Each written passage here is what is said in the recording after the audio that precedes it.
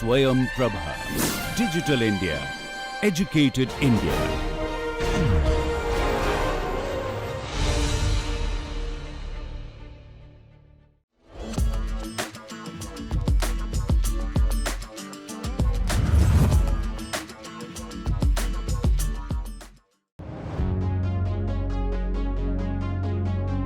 Change makers की इस कड़ी में आपका स्वागत है। आज हम मिलने जा रहे हैं दीपांकर दास से।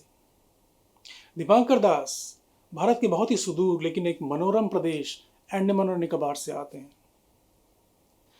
दीपांकर एक मिसाल हैं कि कैसे सभी अभावों के होते हुए भी किसी भी तरह की कोई आर्थिक प्रोत्साहन के बिना भी कोई व्यक्ति कैसे अपने आसपास के इलाके को समझकर, उसकी समस्याओं को समझकर उसके निदान पर कार्य करता है।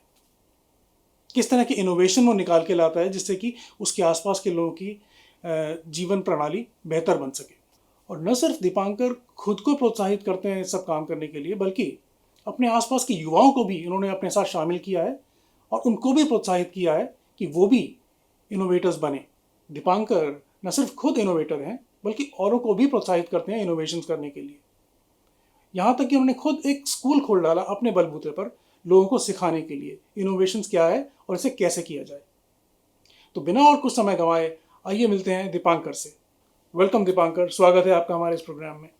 Thank you sir. नमस्ते सर। नमस्कार। सो दीपांकर, थोड़ा सा कुछ बताइए अपने बारे में, उसके बाद फिर हम बातचीत का सिलसिला शुरू करते हैं, आपसे जानते हैं आपके बारे में। और जी सर, सभी को नमस्ते और सबसे thank you so much sir invitation के लिए सर। तो मेरा नाम दीपांकर दास है। मैं अंडमान निकोबार आइलैंड से बिलोंग करता हूँ। छोटा सा गांव है अंडमान में, डिगलीपुर करके, और मेरा गांव का नाम है मधुपुर। तो सर मेरा स्कूलिंग डिगलीपुर से हुआ है, मधुपुर से, विलेज से। छोटा सा स्कूल है मधुपुर में। देन मैंने आपका डिगलीपुर स्कूल से मैंने पढ़ाई किया। तो मेरा स्कूल का जर्नी अगर देखेंगे तो आर्ट्स में हुआ है। मैं साइंस के स्टूडेंट नहीं हूँ, बट मैं साइंस में बहुत रुचि रखता हूँ। तो आर्ट्स मैंने इसलिए लिया कि पैसा कमी था, तो साइंस में काफी पैसा चाहिए, तो फैमिली इतना सपोर्ट नहीं कर पाया कि मैं इतना पैसा देकर आपको पढ़ा पाऊँ। तो मैं आर्ट्स का ही पढ़ाई किया। तो मुझे इससे लगता था कि अगर मेरा अंदर कुछ टैलेंट है, अगर मैं भगवान ने कुछ मुझे दिया है, तो आर्ट्स या साइंस या कॉमर्स मायने नहीं रखता, नॉलेज मायने रखता है कि मैं ये करके मैं कुछ बन सकता हूँ। तो दीपांकर, वहाँ पे मतलब आप एक रिमोट एरिया से आते हैं, वहाँ पे इतनी सुविधाएं नहीं हैं जितनी कि तमाम बड़े शहरों में हिंदुस्तान की होती हैं।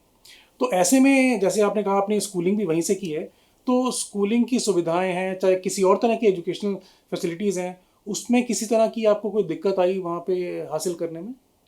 बिल्कुल सर।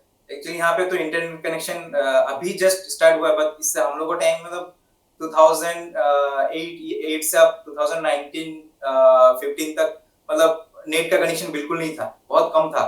तो हम लोग नेट का दुनिया कुछ पता नहीं था। अभी रिसेंटली हम लोग पता चला नेट का दुनिया है ऐसा। नेट में जो सर्च करेंगे हम लोग मिल जाता वो चीज। स्कूल में काफी दिक्कत ऐसे कि हम लोग बाहर के जो दुनिया है वो हम लोग कभी नहीं देखी। यहाँ पे छोटा छोटा गाँव में काफी पुअर फैमिली से, मैं भी एक पुअर फैमिली से बिलोंग करता हूँ। मम्मी पापा दोनों जो मजदूर है और उतना एफर्ट नहीं कर पाते कि आप आगे जाके पढ़ाई कीजिए, बाहर जाके, इंडिया के अंदर जाके, यहाँ के जाना और आना इतना पैसा खर्च हो जाता है कि हम लोग मतलब जो पैसा खर्च हो हम लोग एक साल चल जाएगा वो पैसा से। तो स्कूलिंग भी ऐसा हुआ, जैसा बुक, मेरा नोट्स, पेन, पेंसिल, तो मेरे टीचर भी बहुत सपोर्टिव थे। तो उनको पता था कि दीपांकर के लड़का है तो बहुत अच्छे हैं। सर पढ़ाई बहुत इंपॉर्टेंट नहीं है, पढ़ाई ऐसे इंपॉर्टेंट कि आपको पहले बिहेवियर, अगर बिहेवियर सबका साथ सही रहेगा तो कोई भी अपनापन दिखाएगा कि नहीं अच्छा लड़का अच्छा है तो हम लोग सपोर्ट कर सकते हैं। तो मेरे टीचर्स भी काफी सपोर्टेड थे कि हर साल मुझे नया ड्रेस खरीद के देते थे टीचर्स, और बुक, ये सब सारे। तो दिक्कत तो काफी था। और एजुकेशन में आपका मेरा 10th में भी इतना मार्क अच्छा नहीं था, 70% था, 12 में भी 73% था। तो इतने सब चैलेंजेस के बावजूद आपकी जो अचीवमेंट्स है उसका सिलसिला बहुत छोटी उम्र से शुरू हो गया।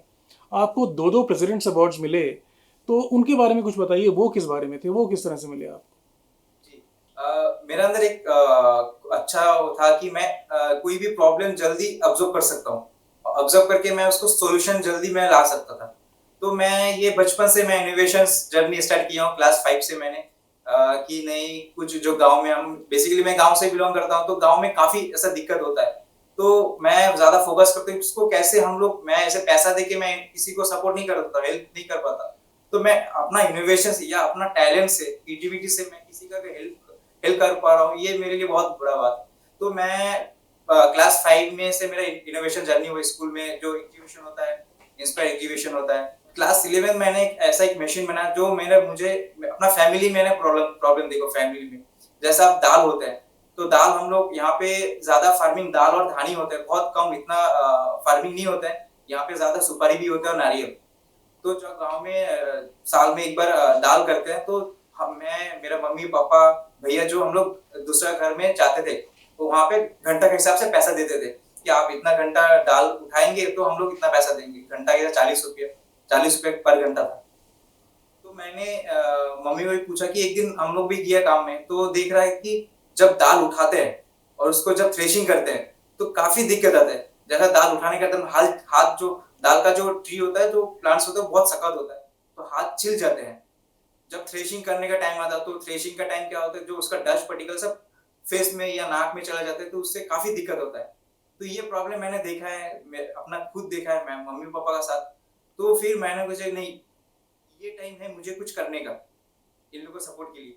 तो फिर मैंने एक इनोवेशन बनाया, सोलर पल्स थ्रेशर। तो छोटा सा एक मशीन मैंने अपना खुद डिजाइन किया, डिजाइन करके मैंने यहाँ पे प्रोटोटाइप बनाया, जिसमें एग्जीबिशन में मैंने पार्टिसिपेट किया हूँ स्टेट लेवल में, तो उसमें भी मुझे फर्स्ट मिला।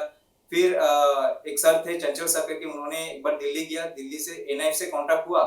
फिर एनआईएफ ने बोला कि अगर ऐसा बच्चे हैं तो आप मुझे अप्लाई कर सकते हैं यहाँ पे फॉर्म देकर। तो मुझे मैंने तब अप्लाई किया हूँ। तो कुछ दिन का बाद मुझे कॉल आया एनआईएफ से, नेशनल इनोवेशन फाउंडेशन से, कि आपका जो मॉडल है वो वर्किंग है। मतलब हाँ सर, मॉडल जो वर्किंग है। फिर मैंने उनको बताया कि ऐसे ऐसे मैंने बनाया, सारा चीज बताया। और 2015 में मुझे फर्स्ट प्रेसिडेंस अवार्ड मिला। देन 2018 को मुझे एनआईएफ से फिर से कॉल आया कि आपके पास पासपोर्ट है। तो मैंने बोला हाँ सर मेरे पास पासपोर्ट है। तो बोला कि ठीक है, हम लोग कुछ दिन बताएंगे आपको इससे पहले। देन उन्होंने कुछ दिन बाद मुझे कॉल किया कि आप इंडिया से सिलेक्शन हुआ है इंडोनेशिया के लिए, एशियन कंट्री के लिए कंपटीशन के लिए। तो मतलब अच्छा बात है, मतलब मैं भी शौक हूँ कि सर एक छोटा सा गांव से एक बच्चा, जहाँ मतलब किसी पता ही नहीं कभी इंडिया में कहाँ दिल्ली है, कहाँ मुंबई है, कुछ नहीं पता, वो अभी इंटरनेशनल जा रहा है। मेरे लिए मतलब पेरेंट्स के लिए बहुत प्राउड मूवमेंट था। पेरेंट्स कभी किया ही नहीं, देखा ही नहीं सब चीज, कभी प्लेन में बैठा नहीं। तो एक गरीब फैमिली से बिलोंग करके मैं एक प्लेन में बैठ रहा हूँ, फिर राष्ट्रपति से मिल रहा हूँ, उनके लिए बहुत प्राउड मूवमेंट था। देन 2018 में मुझे इंडोनेशिया लेके गया। टोटल आपका इंडिया से तो 5 स्टूडेंट को लेके गया, तो मैं भी था। अच्छा अच्छा मॉडल थे सबका, तो सब जूरी मेंबर्स अलग अलग कंट्री के थे, तो उन्होंने सब बैठे हैं। तो मैं भी, मेरा जब टाइम है मैं अपना प्रेजेंटेशन दिया हूँ, और मेरे हिसाब से मैं अपना प्रेजेंटेशन बेस्ट दिया हूँ। भले कोई बोल रहा है कि तुमने इंग्लिश में नहीं बताया, ये मैं बोला ठीक है कोई बात नहीं, मैं अपना जैसा हुआ मैं अपना बेस्ट दिया हूँ। फिर जब रिजल्ट का दिन आया, जब अवार्ड सेरेमनी है, तो मैं ऐसी, और ये अच्छा बात है, मतलब वो शौक में था कि मैं एक चप्पल पहन के मैंने अवार्ड रिसीव किया। तो मैंने पहले बताया कि आपको कि इतना पैसा नहीं था कि मैं अच्छा शर्ट खरीद पाऊँ या अच्छा पैंट खरीद पाऊँ या अच्छे चप्पल खरीद के मैं बाहर जाऊँ।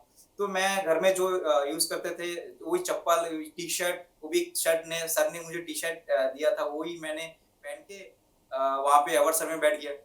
तो जब नाम बुलाया था इंडोनेशिया, फिर इंडिया से पहले जो ग्रास रूट इनोवेटर थे जो उनको दिया गया। फिर स्टूडेंट लेवल में जब आया तो फर्स्ट इंडोनेशिया बुलाया, मतलब इंडोनेशिया लड़की बच्ची थी तो उनको अवार्ड मिला।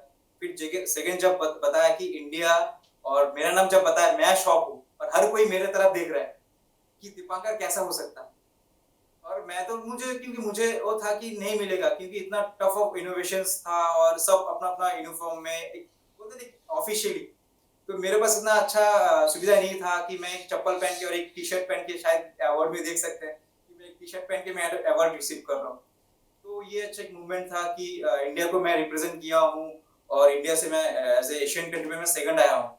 तो ये फर्स्ट टाइम मतलब एनआईएफ कंडक्ट किया था इंडोनेशिया में। तो फर्स्ट इनोवेटर हम लोग हुए कि फर्स्ट वहाँ पे पार्टिसिपेट किया। तो वहाँ पे भी सेकंड पोजीशन मिला, उसमें कुछ मुझे अवार्ड दिया, कुछ डॉलर भी दिया था, $1000 दिया था। 2019 में मुझे फिर से कॉल आया एनआईएफ से कि आपको फिर से अवार्ड दिया जाएगा। तब श्री रामनाथ कोविंद जी थे प्रेसिडेंट, तो उनका सामने मैं